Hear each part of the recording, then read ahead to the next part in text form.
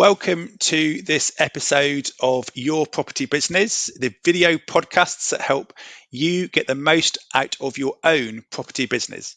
Okay,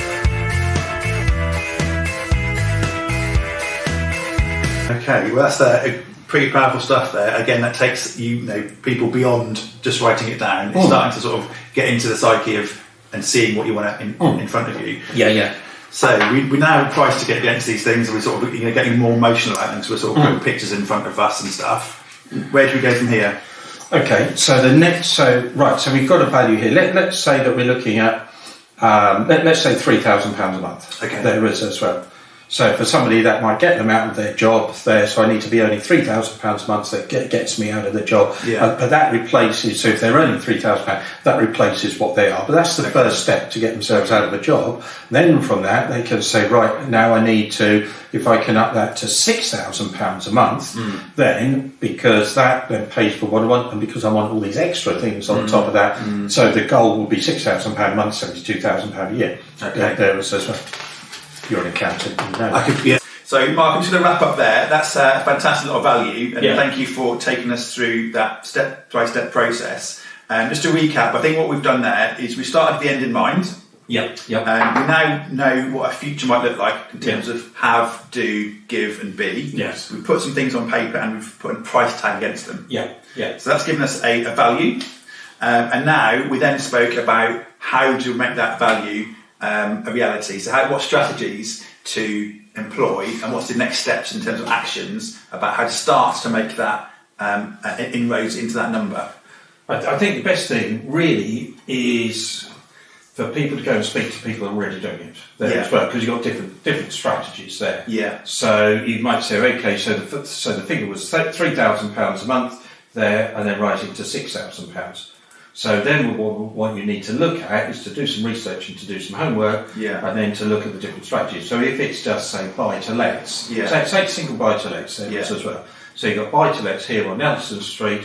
So one of these properties here, net, what would that be, 250? Yeah, 250. I reckon. 250, that one across the road, number 5. Yeah. Okay, so if you bought that, rented that out, that would make you £250. Yeah. So to make you £3,000 a month, you're going to need 12 of those. Okay. Or if you want to make £6,000 a month, you need 24. Okay. So you need 24 houses in Nelson Street or wherever it might be that will make you those as well. Yeah. So now we know we need 24 houses. Yeah.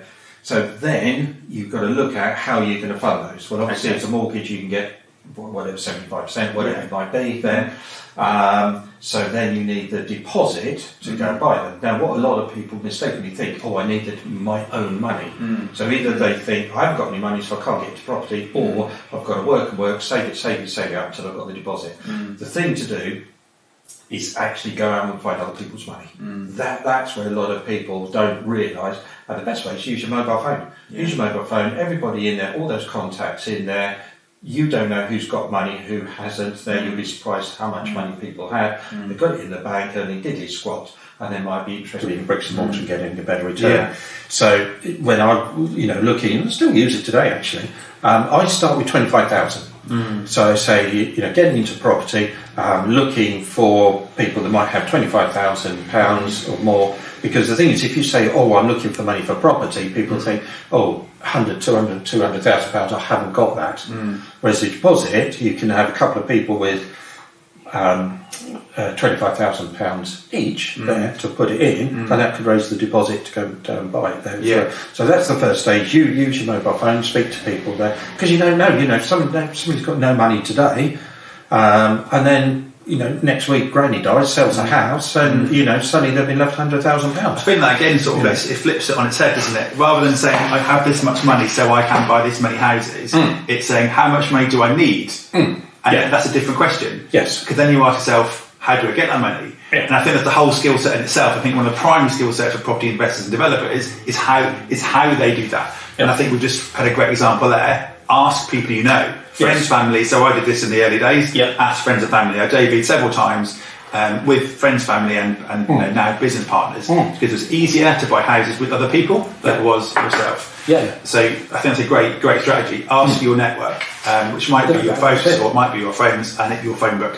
The worst they can say is no. At the end of the day, that's all it is. But Yeah. you will be surprised how much money people have. Yeah. And also because they know you, that there's a degree of know, like, and trust, and you've got that relationship there as well. It's easier. What you don't want to be doing, which some people think, I've got to go out and find a multi-millionaire dragon investor that they'll throw loads of money at me there as well. But it doesn't happen. So when you're starting off, find people there, or look at where you network. So it might be at work, it might be the golf club or social club, or wherever you network, something like that. If you're in business, maybe you go to business networking things or coffee mornings, whatever. It's just, who do you know? Ask everybody you know there as well. Because all you need is that to fund those houses there. So you need 12 single buy-to-lets to, for example, get £3,000, get you out of a job. Or you might say, well, HMOs. So HMOs, housing multiple occupancy, but obviously you've got, say, 5 or 6 people sharing a house there. So an average HMO, say something like that in Norwich, what would you sort of? I think you're talking at least £1,000. You need to be sort of thinking about how much that might. That's about £1,000. Yeah. Well, thanks, Mark. That was a fantastic roundup of how to take someone from where they want to be. Actually getting there in terms of strategies they might employ, and I'll focus on, because we've got. So we just want to wrap up instead of doing HMOs. As well. Yeah. So Chris, instead of having 12 single lets there, what people might look at is HMOs, which is a multi-let, so you get 5 or 6 people in a house or something like that. Yeah. What would an HMO typically make in Norwich? In net cash flow terms, £1,000 a month would be what you should be targeting really from a HMO. About £1,000. Okay. Yeah. So to achieve the £3,000 a month, you could have 12 single lets like here, or you could have 3 HMOs. There was as well. So it's a little bit like Monopoly, having little greenhouses or 3 of the red hotel types. That's what it's like really at the end of the day there. But then also you might look at other strategies. So, somebody might buy something and then refurbish it and sell it on, and they might make 30, 40, 50,000 pounds on that. So they can do one of those a year. But of course there's no repeat. They've got to carry on to do that. Then some people might do, rather than buying the properties, they might do rent to rent, so they might rent a property and then re-rent it.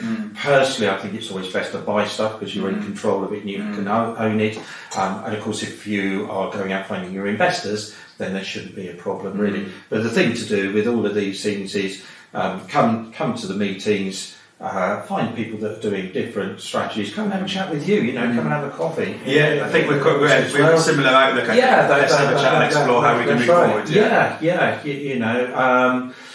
And that's the thing. So get a lot of knowledge, get information to start with there. Look at whatever strategy might be. I think that these are probably the easiest ones to start with there. Start with the single lets because you can get that under your belt, get a couple of those to get started with. That will give you the experience. But also if you're going to mortgage company or lender, you've got a little bit of experience. That's right. So that's what I would start with. These little sort of terrace places like that, they're good to start with. Don't go along to one of the meetings. There's a speaker there and say, I do this and do this, and look at this, I made all this money. Because that's the only strategy they do, and they've had years of experience of doing it. So start small, learn the process, and then just gear it up, get good at one strategy. Once you've done that, once you've got, replaced your income or whatever it might be, then have a look at something else there as well. Don't have bits and pieces all over the place. Don't get the shiny penny syndrome. One of those, and one of those. Just get focused on one thing to start.